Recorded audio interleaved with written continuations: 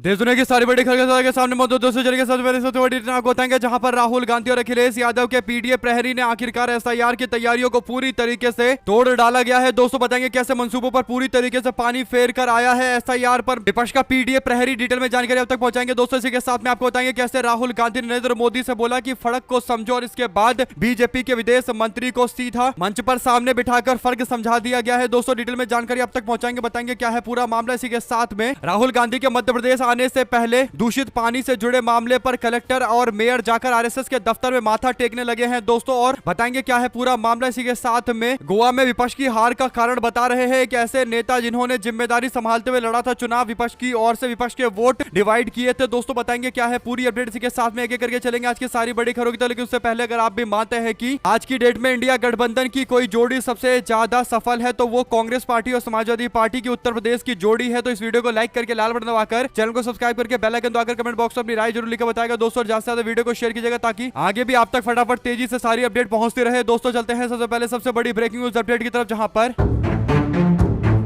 अगस्त और सितंबर महीने में बिहार के अंदर हुए एसआईआर के दौरान जिस तरीके का बवाल मचा दोस्तों, इन मामले पर इंडिया गठबंधन की दो पार्टियों ने सबसे बड़ी सीख ली। एक तो उत्तर प्रदेश कांग्रेस ने, दूसरा समाजवादी पार्टी ने। दोनों ने यह तैयारी कर ली थी कि अगर उत्तर प्रदेश में आकर एसआईआर करवाया गया तो उनके पीडीए प्रहरी पहले से ही तैयार रहेंगे, और नवंबर में जब उत्तर प्रदेश के अंदर एसआईआर कराने की प्रक्रिया शुरू की गई दोस्तों, तब तक इंडिया गठबंधन ने उत्तर प्रदेश के अंदर अपना पीडीए प्रहरी तैयार कर लिया था। यानी हर बूथ पर अपने कार्यकर्ता लगा दिए थे जिनको यह सुनिश्चित करना था कि कहीं पर भी पिछड़ा, दलित और अल्पसंख्यक के वोट ना काटे जाए। और उसके बाद जब पूरी तरीके से गणना करवाई गई 26 दिसंबर तक, उसके बाद जो 6 तारीख को ड्राफ्ट जारी किया गया है दोस्तों, उस ड्राफ्ट को लेकर अब जो डिटेल में रिपोर्ट आनी शुरू हो गई है तो पता चल रहा है कि ड्राफ्ट की रिपोर्ट से कि पीडीए का फॉर्मूला काम कर गया है दोस्तों। यानी पीडीए प्रहरी जो मैदान में उतारे गए थे उन्होंने अपना 100% काम पूरा कर दिया है। यही बड़ा कारण था कि योगी आदित्यनाथ बीच में भाषण देते हुए कह रहे थे कि शुरू में जिन 4 करोड़ लोगों का नाम लिस्ट में नहीं है वे लोग भारतीय जनता पार्टी के ही समर्थक है, यानी ज्यादातर बीजेपी के लोगों के लिस्ट में से नाम काटे जा रहे हैं। इसके बाद अंत में आकर 2 करोड़ 89 लाख लोगों के नाम काट दिए गए लिस्ट में दोस्तों। लेकिन अब जो जानकारी आई है और पीडीए प्रहरियों की जो सफलता है वो इन आंकड़ों से समझा जा सकता है कि उत्तर प्रदेश के अलग अलग जिलों को अगर आप देखेंगे, जिसमें सहारनपुर के अंदर भारी आबादी मुस्लिम आबादी है दोस्तों, यानी तकरीबन 41% मुस्लिम आबादी है। यहाँ पर एसआईआर में केवल 16% लोगों के नाम काटे गए हैं। मुजफ्फरनगर की बात करेंगे तो यहाँ पर 41% के आसपास मुस्लिम आबादी है और यहाँ पर एसआईआर में तकरीबन 16.29% के आसपास नाम काटे गए हैं। बुलंदशहर में 22% के आसपास मुस्लिम आबादी है, यहाँ पर 15.14% लिस्ट से नाम काटे गए हैं। अलीगढ़ में 19% के आसपास मुस्लिम आबादी है, यहाँ पर 18.60% के आसपास नाम काटे गए हैं। मुरादाबाद के अंदर 47% मुस्लिम आबादी है दोस्तों, इसके बावजूद यहाँ पर केवल 15% नाम काटे गए हैं। ऐसे ही रामपुर में 50% मुस्लिम आबादी है, यहाँ पर 18% केवल नाम काटे गए हैं। और बिजनौर के अंदर 43% मुस्लिम आबादी है, यहाँ पर 15% केवल नाम काटे गए हैं। और अब जो वो शहर दोस्तों जहाँ पर मुस्लिम आबादी तकरीबन 20% के आसपास है दोस्तों, ऐसे गाजियाबाद के अंदर 30% लोगों के नाम काटे गए हैं। ऐसे ही गौतम बुद्ध नगर के अंदर यानी नोएडा के अंदर भी 28% लोगों के नाम काटे गए हैं। और शहरों की बात करें तो अवध क्षेत्र में लखनऊ, बाराबंकी, अयोध्या और रायबरेली के अंदर सबसे ज्यादा नाम काटे गए हैं, जिन क्षेत्रों के अंदर भारतीय जनता पार्टी अमूमन मजबूत रहती है। तो इन सब चीजों से एक बात स्पष्ट हो गई है दोस्तों कि भारतीय जनता पार्टी के लिए उत्तर प्रदेश के अंदर एसआईआर कम से कम उल्टा पड़ चुका है, ये बात कह सकते हैं। और पीडीए प्रहरियों ने अपना काम कर डाला। अगर आप भी मानते हैं कि उत्तर प्रदेश के अंदर समाजवादी पार्टी और कांग्रेस पार्टी एकदम सही तरीके से काम करती है, दोनों जानते हैं कि क्या काम करना है और उसके बाद उसे धरती पर उतारते हैं। जैसे 2024 के चुनाव के अंदर भी दोनों नेताओं ने मिलकर पूरी तरीके से उत्तर प्रदेश का नैरेटिव अपने हिसाब से बदला था, वैसे ही इस बार भी पीडीए प्रहरी ने अपना काम कर डाला दोस्तों। ऐसे में सवाल सबसे बड़ा यह है कि क्या उत्तर प्रदेश के अंदर भारतीय जनता पार्टी पूरी तरीके से अपनी महत्वाकांक्षा के हिसाब से काम नहीं कर पा रही, तो क्या फिर चुनाव आयोग वही करेगा जो पश्चिम बंगाल के अंदर हुआ था और एक नए तरीके की कैटेगरी बनाकर लोगों को 1.5 करोड़ लोगों को दोबारा से नोटिस देकर उनसे वेरिफिकेशन कराने के लिए बोला जाएगा। जो भी जानकारी से जुड़ी आती रहेगी आप तक लगातार अपडेट पहुंचाते रहेंगे। लेकिन अब तक तो अभी तक की स्थिति में एसआईआर उत्तर प्रदेश के अंदर समाजवादी पार्टी और कांग्रेस पार्टी के हिसाब से चल रही है। आप लोग अपनी राय जरूर लिखकर बताएगा दोस्तों, ज्यादा से ज्यादा वीडियो को शेयर कीजिएगा, साथ साथ अपने आप को इससे गुरु बताने वाले भाजपाइयों को पूरी तरीके से एक्सपोज कर रहे हैं दुनिया के कई सारे देश दोस्तों, जिससे लेकर एक बात स्पष्ट हो गई है कि नरेंद्र मोदी और भारतीय जनता पार्टी जो दावे करते हैं विदेश नीति को लेकर, उसमें जमीन आसमान का अंतर है। यही बड़ा कारण है कि राहुल गांधी की ओर से ट्रंप के द्वारा दिए गए बयान पर बीजेपी वालों को जमकर निशाने पर लिया गया दोस्तों। राहुल गांधी ने अपना पुराना वीडियो शेयर किया जिसमें राहुल गांधी कहते हैं कि फर्क समझो सर जी, यानी राहुल गांधी ने कहानी समझाई थी इंदिरा गांधी की, जिसमें 7th फ्लीट भेजी गई 1971 में भारत को डराने के लिए, यानी न्यूक्लियर हथियार भेजे गए थे इंदिरा गांधी को डराने के लिए। लेकिन इंदिरा गांधी गांधी नहीं झुकी और उन्होंने साफ शब्दों में बोल दिया था कि भारत नहीं झुकेगा और भारत पर पाकिस्तान ने हमला किया है तो इसका मुंह तोड़ जवाब दिया जाएगा। और उसके बाद पाकिस्तान से अलग करके बांग्लादेश एक नए देश को बना दिया जाता है। और अमेरिका के तमाम दबाव के बावजूद इंदिरा गांधी बिल्कुल भी अपनी फैसले से, अपने आदेश से पीछे नहीं हटी। इससे पता चलता है कि नेतृत्व क्या होना चाहिए, जो अमेरिका के दबाव में नहीं झुका दोस्तों। लेकिन डोनाल्ड ट्रंप का दावा है कि वो बार बार मोदी सरकार पर प्रेशर डाल रहे हैं और नरेंद्र मोदी ट्रंप को खुश करने के लिए अपने रूस से खरीदे गए तेल को कम कर रहे हैं। यानी रसिया से भारत को अभी सस्ता तेल मिल रहा था, ऐसा दावा किया जाता है दोस्तों। हालांकि सस्ते तेल का फायदा कुछ एक कंपनियों को मिल रहा है, लेकिन अब जो सस्ता तेल पहले मिल रहा था वो भी अब बंद हो गया है, क्योंकि ट्रंप नाराज है और ट्रंप को खुश करने के लिए नरेंद्र मोदी अब रूस से कम तेल खरीद रहे हैं। जब ट्रंप ने यह दावा किया तो बीजेपी सरकार का कोई मंत्री आकर इस पर जवाब नहीं दे रहा, तो कहीं ना कहीं ट्रंप की बातों को स्वीकार कर रहा होगा, इसीलिए जवाब नहीं दिया जा रहा। वरना तो एक एक शब्दों पर विदेश मंत्रालय को जवाब देना चाहिए। लेकिन अब जो जानकारी है दोस्तों वो ये कि नरेंद्र मोदी और बीजेपी को लेकर जो गोदी मीडिया के अंदर माहौल बनाया जा रहा था अंतरराष्ट्रीय राजनीति को लेकर, वो पूरी तरीके से एक्सपोज हो गया और राहुल गांधी ने फर्क समझो सरजी बोलकर एक और बीजेपी पर निशाना साधा। तो शाम होते होते आखिर अंधभक्तों का बचा हुआ थोड़ा बहुत भ्रम भी तोड़ दिया गया दोस्तों। हुआ ये कि भारत के विदेश मंत्री एस जयशंकर पोलैंड के दौरे पर गए हुए हैं दोस्तों। रूस से सटा हुआ पोलैंड एक देश है दोस्तों जिसके विदेश मंत्री भाषण दे रहे थे। सिकोर्स्की ने अपने बयान के दौरान बोला कि मैं भारत का शुक्रिया अदा करना चाहता हूं कि मैं खुश हूं कि भारत ने रूस से तेल खरीदना अब कम कर दिया है और लगातार और भी कम करता चला जा रहा है। कुल मिलाकर दोस्तों जो बातें ट्रंप बोल रहे थे वही बात अब पोलैंड का विदेश मंत्री बोल रहा है, फॉरेन मिनिस्टर बोल रहा है। तो इससे एक बात स्पष्ट हो गई है कि सामने बैठकर एस जयशंकर सुन भी रहे थे दोस्तों और इसका जवाब भी नहीं दे रहे थे। तो इससे पता चल रहा है कि कहीं ना कहीं रूस से भारत ने तेल कम खरीदना शुरू कर दिया है। तो इससे पता चल रहा है कि ट्रंप के दबाव में यह फैसला लिया गया है। इससे पहले बोला जा रहा था कि नरेंद्र मोदी ने ट्रंप को करारा जवाब दे दिया और कह दिया कि अमेरिका के आगे, ट्रंप के आगे बीजेपी और नरेंद्र मोदी नहीं झुकेंगे और भारत के हित की बात करते रहेंगे। भारत को सस्ता तेल जहां से मिलेगा वहां से खरीदेंगे। लेकिन अब हकीकत सबके सामने है दोस्तों। ट्रंप के सामने पूरी तरीके से बीजेपी वाले बैकफुट पर चले गए हैं और अब कम तेल खरीद रहे हैं। इसका सीधा मतलब यह है कि ट्रंप को खुश करने की कोशिश की जा रही है। अगर आप भी मानते हैं दोस्तों कि अगर अमेरिका और ट्रंप को खुश करना ही भारत की विदेश नीति है तो ये कौन सा डंका बजवाया जा रहा है। अगर आप भी मानते हैं कि ये पूरी तरीके से मीडिया के द्वारा एक धोखा है देश की जनता को, और जब पेट्रोल और डीजल के दाम बढ़ जाते हैं तो कह दिया जाता है कि पेट्रोल और डीजल के दाम अंतरराष्ट्रीय कीमतों के कारण बढ़ रहे हैं, और उसके बाद जब रूस से सस्ता तेल तथाकथित तौर पर खरीदा जा रहा था उस वक्त देश के लोगों को कोई भी फायदा नहीं मिला सस्ते तेल का। तो क्या माना जाए, क्या जब सस्ता तेल खरीदा जाएगा तो बड़ी बड़ी कंपनी, जिसमें अंबानी की कंपनी भी तेल का बिजनेस करती है, तो क्या उनको फायदा मिल रहा है? और जब बात आएगी लॉस की, यानी अगर रूस से तेल खरीदना बंद कर दिया तो बाकी और जगह से महंगा तेल खरीदा जाएगा तो आम जनता पर इसका अतिरिक्त बर्डन डाला जाएगा, बोझ डाला जाएगा और फिर बोला जाएगा कि हम महंगा तेल खरीद रहे हैं इसीलिए महंगा हो गया है तेल। लेकिन सवाल ये उठता है कि जब सस्ता हुआ तब जनता को सस्ता क्यों नहीं मिला? आप लोग क्या कहना चाहते हैं? अपनी राय जरूर लिखकर बताएगा दोस्तों। ज्यादा से ज्यादा वीडियो को शेयर कीजिएगा ताकि पूरी अपडेट आप लोग तो लगातार इसी तरीके से पहुंचती रहे। चलते हैं एक और बड़ी अपडेट की तरफ, जहां पर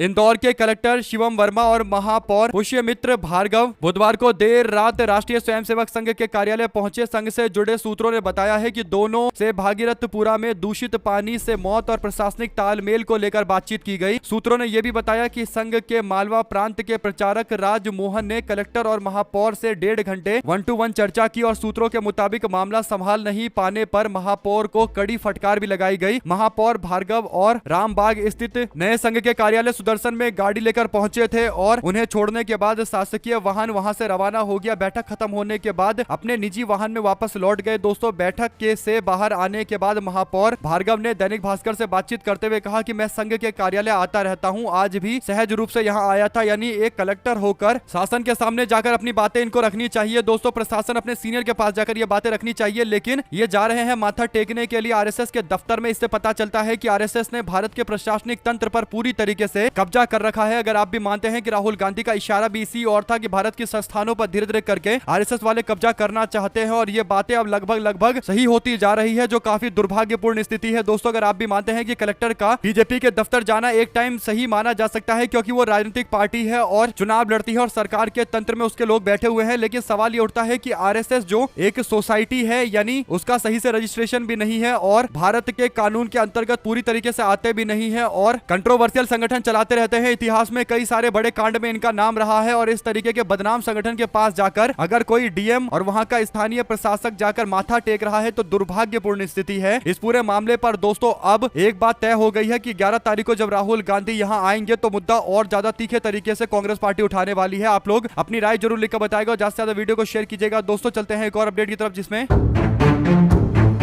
आम आदमी पार्टी के पूर्व गोवा के अध्यक्ष अमित पालेकर ने एक बड़ा खुलासा किया है। दोस्तों उन्होंने कहा कि गोवा के लोग एक विकल्प चाहते थे, बीजेपी को हराना चाहते थे। पिछले चुनाव में विपक्ष के वोट बंटने के कारण बीजेपी को फायदा मिला। यही बात कांग्रेस पार्टी कई दिनों से लगातार गोवा में बोल रही है। यानी गोवा में बीजेपी की सरकार इतने भ्रष्टाचार के बावजूद अगर बन रही है तो उसका सबसे बड़ा कारण यह है कि विपक्ष के वोट आपस में विभाजित हो जा रहे हैं। दोस्तों आम आदमी पार्टी और कांग्रेस पार्टी यहाँ पर विपक्ष की दो पार्टियां एक साथ चुनावी मैदान में उतरती है, जिस कारण से वोट डिवाइड हो जाते हैं विपक्ष के और फायदा भारतीय जनता पार्टी ले जाती है। इसी और दोनों पार्टियों को ध्यान देना चाहिए अगर वाकई वो परिवर्तन गोवा के अंदर करना चाहते हैं, वरना स्थिति इसी तरीके की बनी रहेगी। आप लोग इस पूरे मामले पर क्या राय देना चाहते हैं लिखकर जरूर बताएगा। चलते हैं एक और बड़ी अपडेट की तरफ दोस्तों, जिसमें हनुमानगढ़ के राठी खेड़ा के अंदर dune ethanol private limited factory के विरोध में बुधवार को बीते दिन महापंचायत हुआ। किसान नेता जोगिंदर सिंह उग्राहा के साथ में नेतृत्व किसानों का एक जत्था हनुमानगढ़ के संगरिया स्थित धान मंडी पहुंचा। किसानों के हाथों में संघर्ष समिति के झंडे और सिर पर पीली पगड़ी नजर आई। महापंचायत में हनुमानगढ़ श्री गंगानगर के साथ ही हरियाणा पंजाब के भी किसान इसमें शामिल हुए। इसको देखते हुए सरकार ने इंटरनेट सेवाएं बंद कर डाली और इलाके के अंदर 163 धारा लागू कर दी गई। महापंचायत में किसानों ने एथेनॉल फैक्ट्री का एमओयू रद्द करने और आंदोलन के दौरान किसानों पर दर्ज किए गए मुकदमे वापस लेने, साथ ही 11 फरवरी को टिब्बी के अंदर तालवाड़ा गांव में फिर से महापंचायत ऐलान कर दिया है और किसान स्मारक पर श्रद्धांजलि अर्पित की गई है। संगरिया के अंदर धान मंडी में महापंचायत से पहले किसानों ने नगर परिषद कार्यालय में बने किसान स्मारक पर श्रद्धांजलि अर्पित की और शहीद किसानों के लिए लाल सलाम और जब तक सूरज चांद रहेगा के नारे लगे। यानी पूरी तरीके से इंटरनेट सेवाएं बंद कर दी गई थी ताकि ये दिखाई ना दे कि आंदोलन कितना बड़ा कितना व्यापक हुआ है। इसके बावजूद आंदोलन लगातार चलता रहा। आप लोग इस पर क्या राय देना चाहते हैं दोस्तों लिखकर जरूर बताएगा। चलते हैं एक और अपडेट की तरफ, जिसमें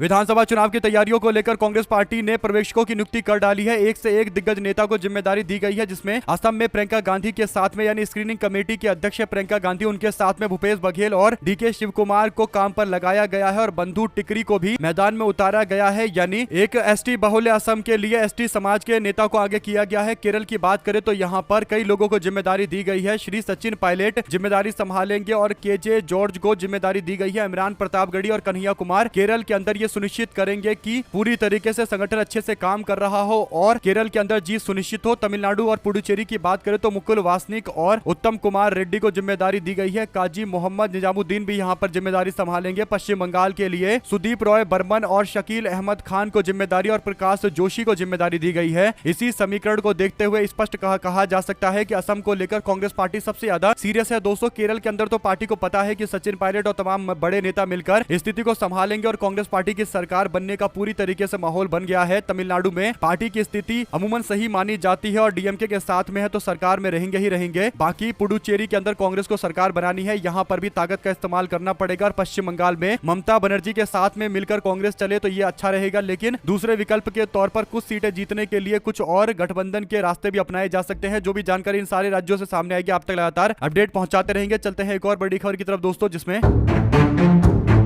भारत के अंदर क्रिकेट के सिवा और कोई खेल क्यों आगे नहीं बढ़ रहा है। ये जो सवाल है दोस्तों हमेशा से लोगों के मन में रहता है कि भारत के अंदर इतने सारे लोग अलग अलग गेम खेलते हैं, लेकिन उस स्तर पर जिस स्तर पर क्रिकेट है उस स्तर पर भारत के अन्य खेल क्यों नहीं पहुंच पा रहे। इसका सबसे बड़ा जवाब यह है कि जितने भी खेल मंत्री भारत में बनाए जाते हैं सबके सब ऐसे ही होते हैं जिन्हें कुछ नहीं पता होता। दोस्तों दरअसल हुआ यह है कि फुटबॉल क्लब जो भारत में सबसे ज्यादा फेमस है वो दो है, एक मोहन बागान और दूसरा ईस्ट बंगाल है। और बड़ी बात यह है कि हमारे देश के स्पोर्ट मिनिस्टर को मोहन बागान बोलने में दिक्कत हो रही है और ईस्ट बंगाल क्लब तक का नाम नहीं ले पा रहे। इससे एक बात समझ में आ रही है कि ये पूरी तरीके से इतना भी नहीं जानते कि पश्चिम बंगाल के दो फुटबॉल क्लब जिसमें ईस्ट बंगाल और मोहन बागान सबसे बड़े भारत के फुटबॉल क्लब है, जिनकी आपस की राइवलरी आपस के जो मैच होते हैं वो भारत में सबसे ज्यादा पॉपुलर है फुटबॉल की बात करें तो। लेकिन अगर विदेश मंत्री शब्दों का उच्चारण नहीं कर पा रहा और मोहन बागान की जगह मोहन बैगन बोल रहा है, ईस्ट बंगाल की जगह ईस्ट बैगन बोल रहा है, तो आप लोग समझ सकते हैं दोस्तों कि ये तो साफ तौर पर एक स्पोर्ट मिनिस्टर के तौर पर पर देश के लिए कलंक ही है कि स्पोर्ट मिनिस्टर फुटबॉल क्लब के नाम नहीं बोल पा रहा, और दो फेमस फुटबॉल क्लब है भारत के, इसके सिवा और किसी का नाम लोग जानते भी नहीं होंगे। ममता बनर्जी और पश्चिम बंगाल में तृणमूल कांग्रेस ने इसे पश्चिम बंगाल का अपमान बताते हुए कहा कि हमारे पूरे भारत में केवल दो फुटबॉल क्लब है जो सबसे ज्यादा फेमस है और उन्हीं दोनों का नाम ये नहीं ले पा रहे। स्पोर्ट मिनिस्टर ये जानबूझकर ऐसा कर रहे हैं और अपमान कर रहे हैं हमारा। आप लोग क्या कहना चाहते हैं लिखकर जरूर बताएगा। ज्यादा से ज्यादा वीडियो को शेयर कीजिएगा। साथ साथ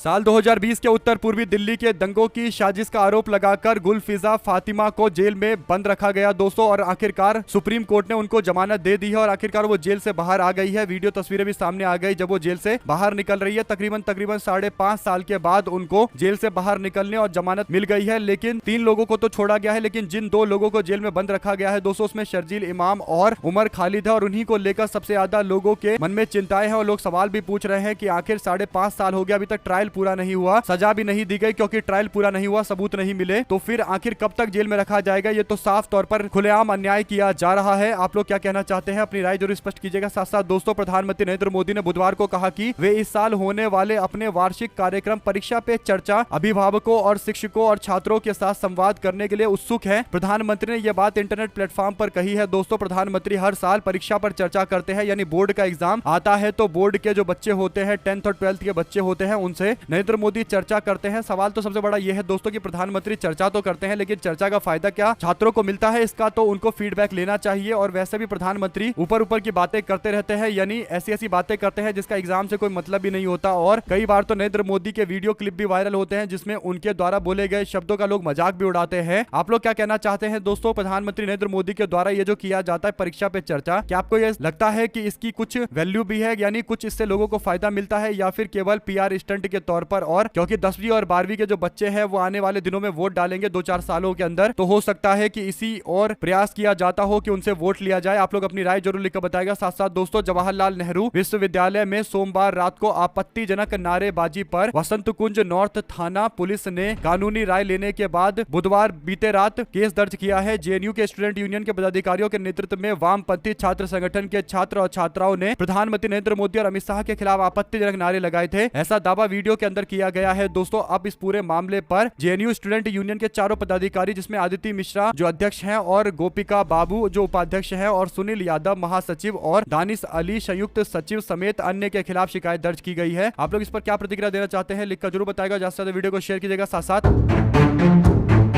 राजस्थान के अजमेर स्थित ख्वाजा मोइनुद्दीन चिश्ती के दरगाह से जुड़े तकरीबन 3000 खादिम केंद्र सरकार के अल्पसंख्यक कार्य मंत्रालय के निर्देश को मानने को तैयार नहीं है। दरगाह में जियारत के लिए आने वाले देश और विदेश के जायरीनों के साथ होने वाले तथा कथित अभद्र व्यवहार और मनमाने तरीके से पैसे वसूले जाने का लगाम लगाने के लिए अल्पसंख्यक मंत्रालय की ओर से नियुक्त दरगाह कमेटी के नाजिम ने खादिमों को लाइसेंस लेने के लिए बोला था। इसके लिए 5 जनवरी तक ऑनलाइन आवेदन मांगे गए थे, लेकिन आवेदन करने की अवधि समाप्त होने तक एक भी खादिम ने लाइसेंस के लिए आवेदन नहीं भरा है। खादिमों के संस्थान अंजुमन सैयद जागदान और अंजुमन शेख जागदान लाइसेंस प्रक्रिया का विरोध कर रहे हैं। सीमा सुरक्षा बल के पूर्व DIG बिलाल खान का मानना है कि दरगाह ख्वाजा साहब अधिनियम 1955 की धारा 11F के प्रावधानों के अनुसार लाइसेंस प्रक्रिया सही है। उन्होंने कहा कि लाइसेंस प्रक्रिया से किसी को भी कुछ अंतर नहीं पड़ेगा, यानी कोई भी प्रभावित नहीं होगा, लेकिन इससे गिनती हो जाएगी कि कितने लोग यहाँ पर खादिम के तौर पर काम कर रहे हैं। कुल मिलाकर दोस्तों, ये जो फैसला लिया गया है मंत्रालय के द्वारा, इस पर आपकी क्या प्रतिक्रिया है? क्या ऐसा होना चाहिए था, या फिर सरकार जरूरत से ज्यादा धर्म के कामों के अंदर दखल देने की कोशिश कर रही है? साथ साथ सुप्रीम कोर्ट ने बुधवार को मणिपुर हिंसा में पूर्व मुख्यमंत्री बीरेन सिंह की भूमिका का आरोप लगाने वाली 48 मिनट की पूरी ऑडियो रिकॉर्डिंग को फोरेंसिक जांच के लिए भेजने के लिए बोला है। दोस्तों, आपको बता दें कि इससे पहले जस्टिस संजय कुमार और जस्टिस विनोद कुमार चंद्रन की पीठ ने कहा कि लीक हुई पूरी ऑडियो रिकॉर्डिंग को फोरेंसिक जांच के लिए गांधीनगर स्थित राष्ट्रीय फोरेंसिक विज्ञान विश्वविद्यालय को भेजा जाना चाहिए। शीर्ष न्यायालय ने गांधीनगर के राष्ट्रीय फोरेंसिक विज्ञान विश्वविद्यालय की प्रक्रिया में तेजी लाने को कहा और पीठ ने सील बंद लिफाफे में रिपोर्ट देने को कहा। सुनवाई के दौरान याचिकाकर्ता Kuki organisation for human right trust और पेश हुए वकील प्रशांत भूषण ने कहा कि मामले को लगातार लगभग 10 बार सूचीबद्ध किया जा चुका है और जल्द इस पर कार्रवाई होनी चाहिए। इससे पहले दोस्तों, कुछ सेकंड का ऑडियो टेस्ट के लिए भेजा गया था और इसमें बीजेपी के मणिपुर के पूर्व मुख्यमंत्री एन बीरेन सिंह का नाम नाम नहीं आया था। फिर पूरा का पूरा 48 मिनट का ऑडियो भेजा गया है ताकि इससे स्पष्ट रहे कि आखिर जो जांच हुई है वो सही तरीके से कॉम्प्रिहेंसिव हुई है या नहीं हुई है। और अब जब जांच होकर आएगा तब पता चलेगा कि एन बीरेन सिंह का आवाज इसमें है या नहीं है, क्योंकि इसमें कुकी समुदाय के लोगों के प्रति हिंसा भड़काने जैसे शब्दों का इस्तेमाल है। साथ साथ दोस्तों,